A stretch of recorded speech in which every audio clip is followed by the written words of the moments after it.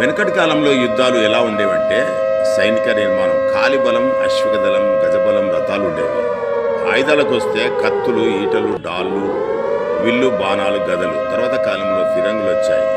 వీటితో శత్రువును చుట్టుముట్టి శత్రు రాజ్యం యొక్క కోటలపై దాడులు చేసేవారు.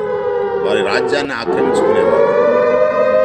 కమ్యూనికేషన్కి వస్తే డప్పులు, జెండాలు, బూరలు ద్వారా సూచనలు ఇచ్చేవారు. వేసవి కాలంలో యుద్ధాలు జరిగించేవారు. కానీ ఆధునిక కాలంలో యుద్ధాల స్వరూపాలే మారిపోయాయి. ఆధునిక సాంకేతిక విజ్ఞానం వలన క్షిపణులు, పేలుడు పదార్థాలు వాడుతున్నారు.